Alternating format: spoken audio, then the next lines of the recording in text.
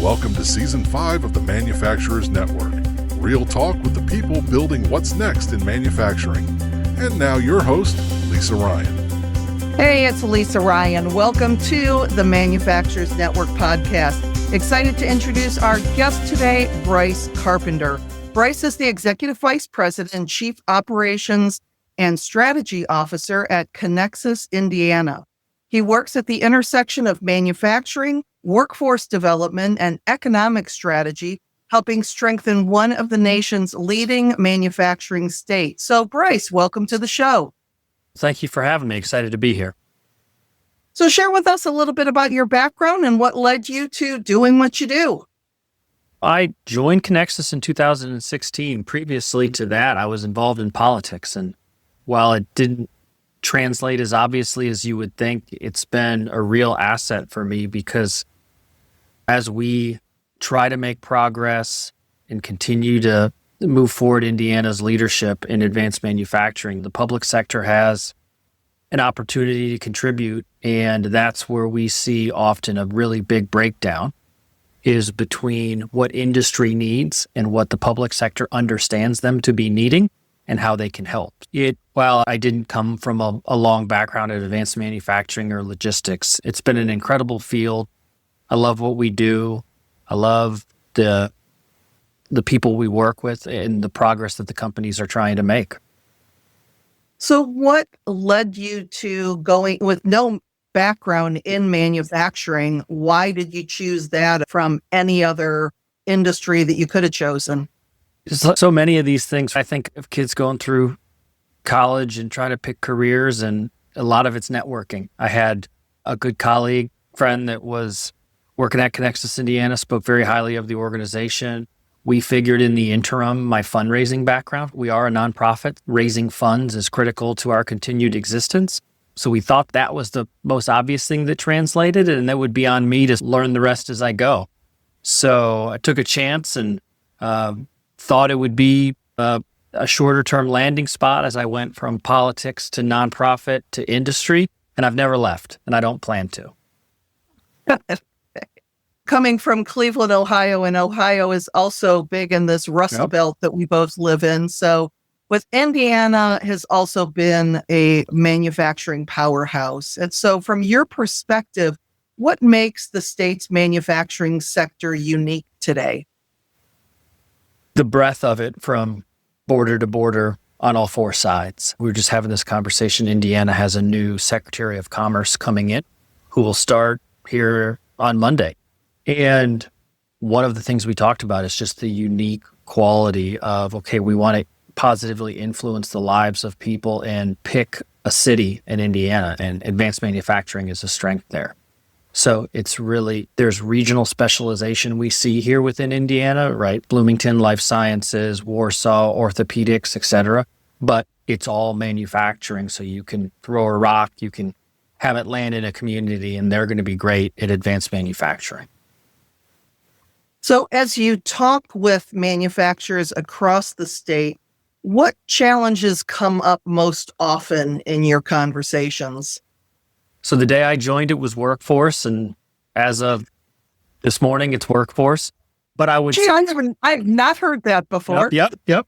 But I will say the way they're talking about workforce has evolved greatly, and I'm in an optimistic position on workforce than I had been previously. When I first joined Conexus, it was very much this existential crisis of how are we going to market advanced manufacturing and logistics to young people as not grimy, not dirty, not 1960s manufacturing. And while I don't think that anybody can wave a flag of success saying we accomplished that over the last X number of years, what I do see is digital adoption and AI as a unique opportunity for small to large manufacturers to demonstrate to young people that it is a different kind of manufacturing. It's tech-enabled, it's forward-thinking, it's cutting edge.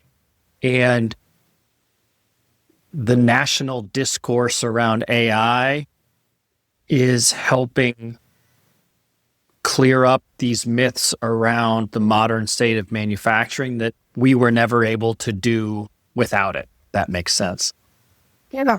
And are you also seeing, because I've been seeing that it's not as much, we still want people to go to college, but I don't think that it's choosing a career where you're using your hands, where you're going into manufacturing or the trades is seen with the same level of, I don't want to use the word disdain, but that's what it used to be back in the day. I think that there's more acceptance for a different career path. So that's probably also helping. Absolutely. One of the things that we focus on is apprenticeships and work-based learning. And it's this, like you said, it's this recognition of you don't have to go to college to have a successful career, right? Advanced manufacturing and logistics in Indiana pays well in excess of state average wages.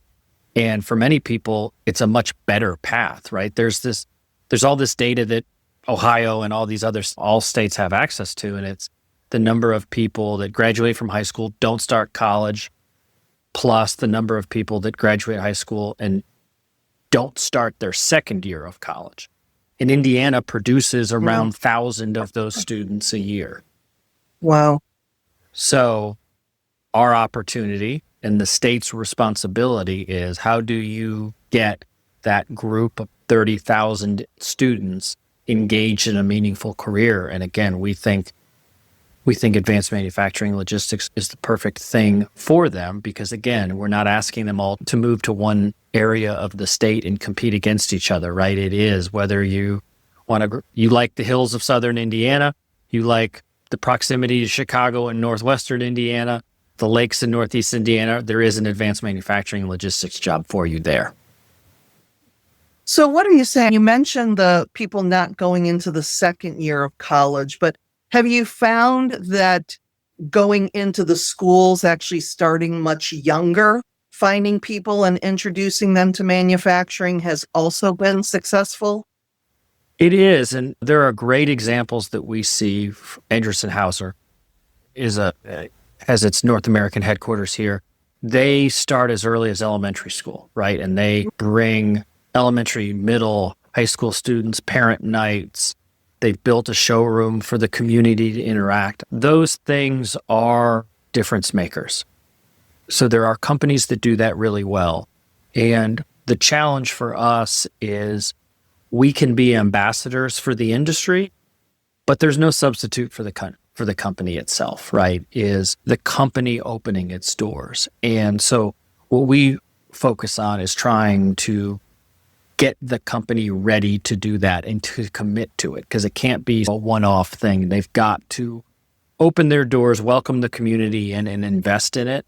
And it might not solve Q3's workforce shortage, but it may solve Q3 and 2031's workforce shortage. Because again, I mentioned earlier about the levels of digital adoption and AI utilization. They got to show people that, and they got to show them that right at a younger age. We see a lot of surveys, and one of the things that we hear from our employers is, yes, they don't want to be left behind on AI, but they also view AI adoption, even though it's not super clear the return on investment or the most valuable application of it right now. They see the early adoption of AI as a recruiting tool to demonstrate to younger people that it is a more modern occupation. Yeah, it's interesting because in my work with community colleges and organizations and encouraging companies to get involved in that workforce development, because like you just said, it's the companies that show up that are going to get the workforce of the future. If they just expect that these kids are going to graduate high school and somehow magically find them, probably not going to happen. But if they are sponsoring events at their local community colleges or getting involved with manufacturing day, and you also mentioned the parents, inviting the parents in so they can see that their kids are not going to be somewhere dark, dirty, and dangerous, and that it does have great compensation and benefits. And when they leave home, when they leave work, they get to leave work. It's awesome. Yeah. Absolutely. So you talked about AI and how manufacturers are being asked to quickly adopt to new technologies. So with so much out there to choose from, How are leaders deciding which innovations are worth pursuing and which ones may not be ready for prime time?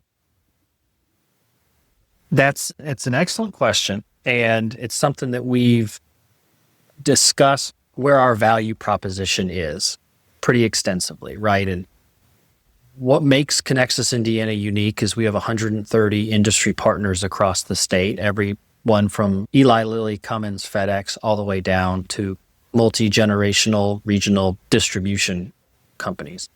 And what we're very good at is connecting people and cultivating events where people feel welcome and open and engaged. What we're not is AI utilization experts. So how do we provide value? How do we shorten the learning curve for our partners without being able to employ people on the cutting edge of AI? And where we focus is sharing use cases. And I know it sounds very simple, but just yesterday, we collected our 100th AI use case. So we work with our partners to find out, okay, what are you doing? What's working well? Where didn't it go well? What would you do differently the second time? And we've created this database of now 100 AI utilizations and predicted ROI. So we're not trying to say this is the thing that you X company should do, but it's, okay, what's the problem you're trying to solve? Here is how other companies have approached solving a similar problem. And here's what has worked well. Here's what hasn't worked well. And here's what they would want you to do differently from how they did it. So our big hope is creating the art, displaying the art of the possible for our partner companies, and then hopefully making what was a 12-month project the first time, 9-month project the second time, 6 months, 3 months, and helping these companies do these things faster because they're building upon the learnings of one another. Yeah, that's such a great philosophy. I know as a member of the National Speakers Association, our founder, Cavett Roberts, would say it's not about getting a bigger slice of the pie.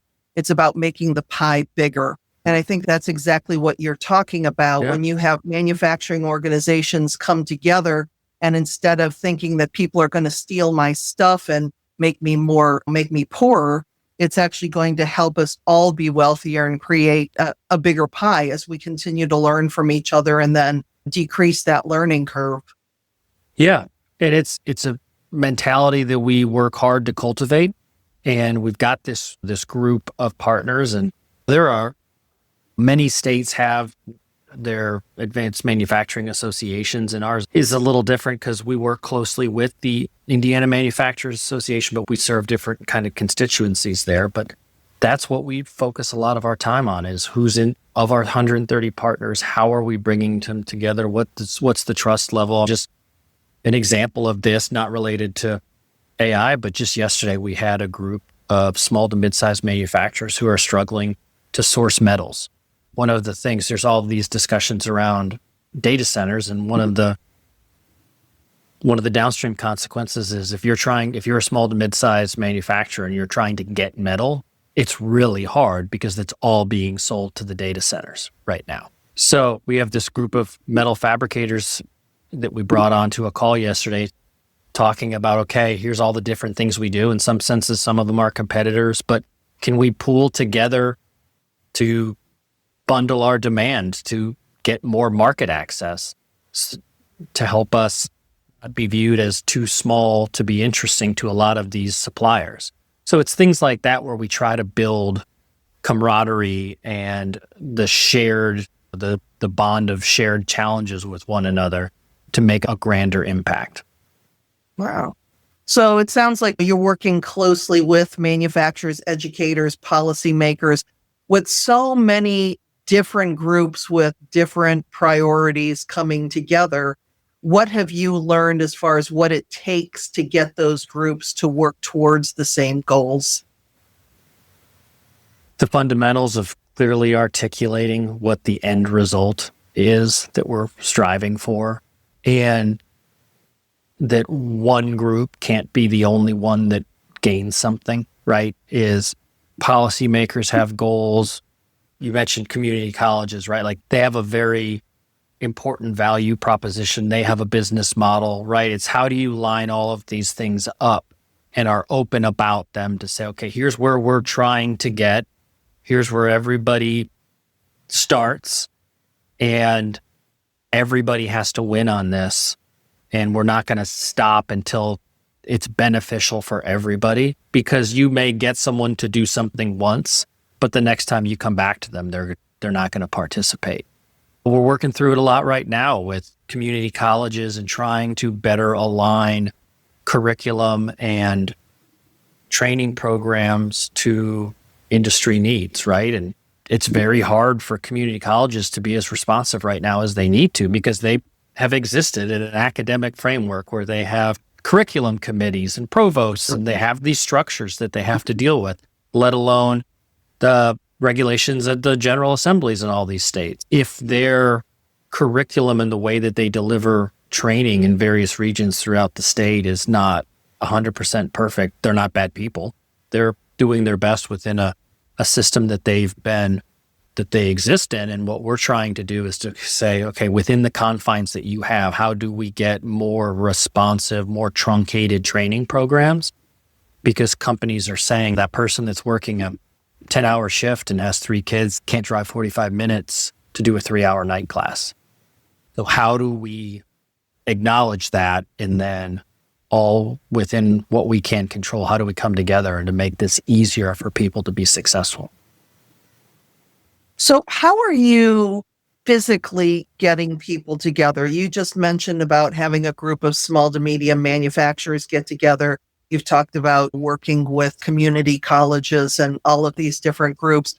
So is it regular meetings? Is it Zoom calls? Is it something that's on the calendar specifically for different groups? Or because if these are so many good ideas, but if somebody wanted how am I going to get these people together for this conversation? How are you doing it? That's the biggest value I think we play. I mentioned before, we're not AI experts. I think that for community colleges, for elected officials in Indiana, we're the group you go to that can get people together. The 130 member group, which we call the Advanced Industries Council, they get together 4 times a year, quarterly meetings. Okay. And we've walled those off. Those are in person. Networking is as important as content for us, right? If you're going to build camaraderie, you're going to build trust, you got to be there together. So those are in-person quarterly meetings hosted by some of our partners. We've been at Anderson Hauser, we've been at Caterpillar. We'll bring all 100 and some odd people together, and we'll have a half-day program. We have balance of the rest of our events are generally virtual, just acknowledging people's difficulties and how big this state is. And Ohio's similar, but you can drive about 7 hours in this state and still be in Indiana. So we try to make ourselves as accessible as possible for some of these more unique efforts that we do, like the metal sourcing call. We have President and CEO Network. We have a group of about 30 company presidents broken into small cohorts. They come together bi-monthly just to share pain points.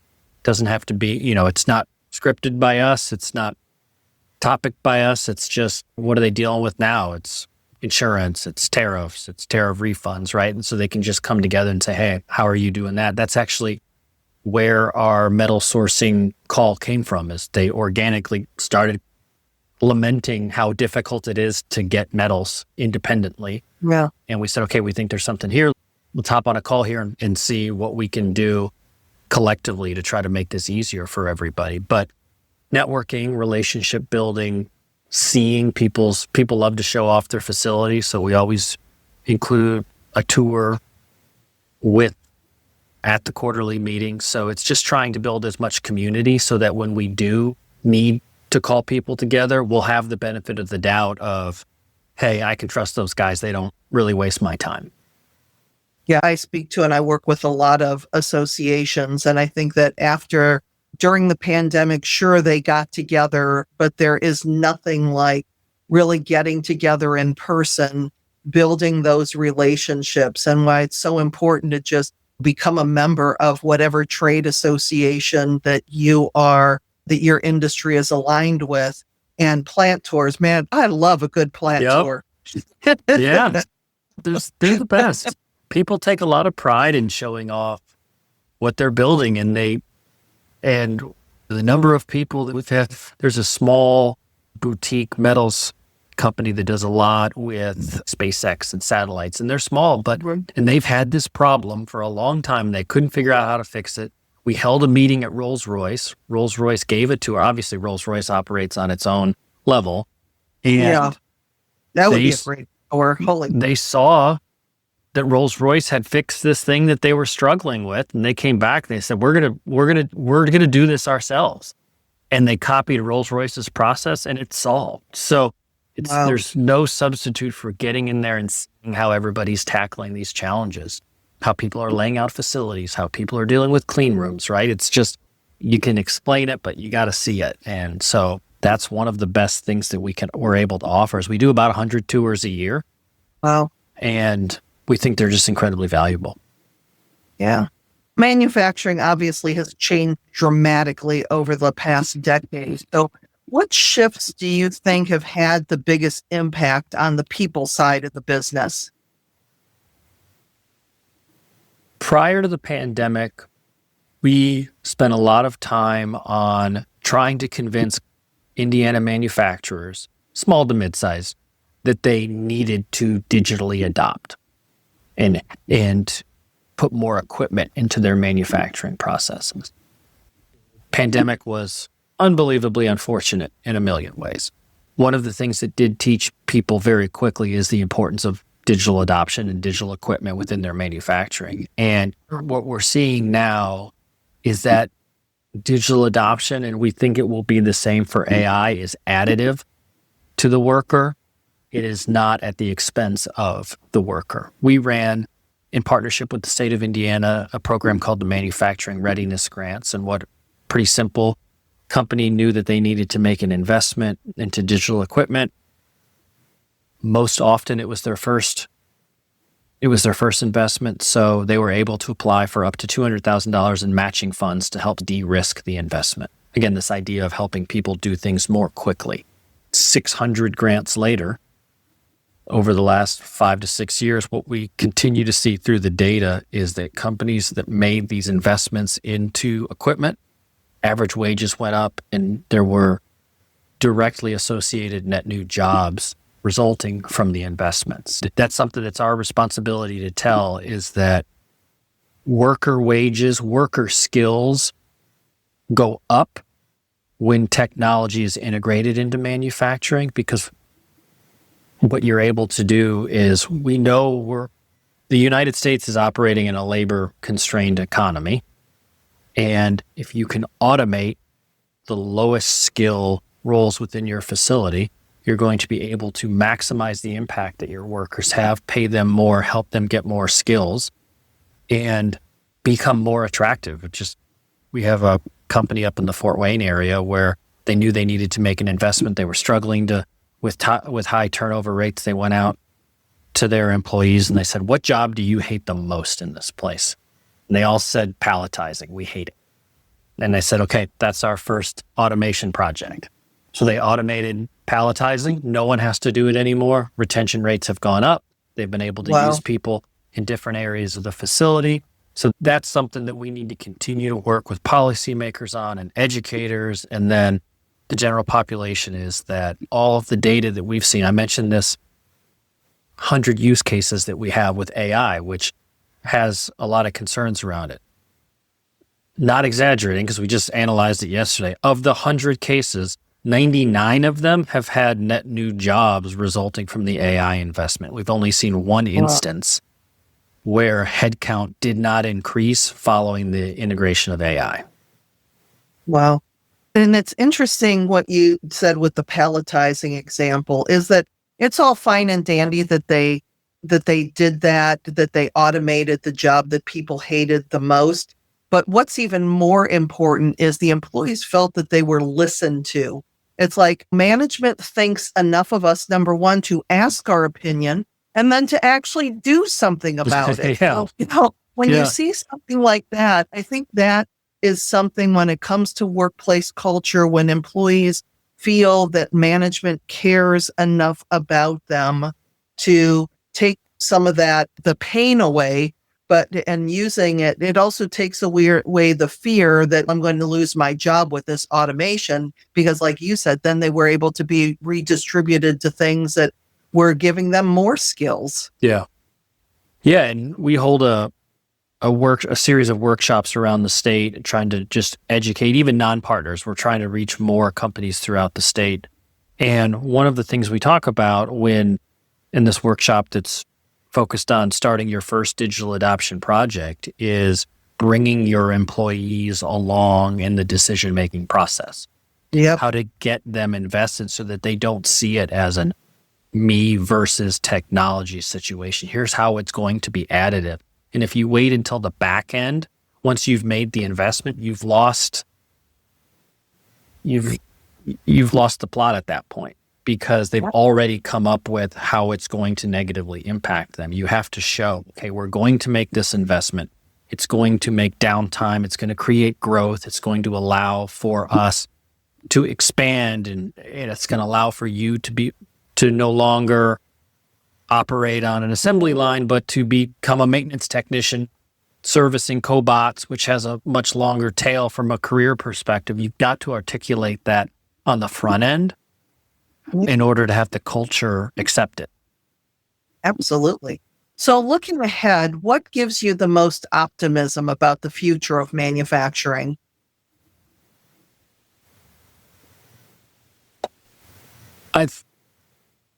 Even within digital adoption, capital is a constraint.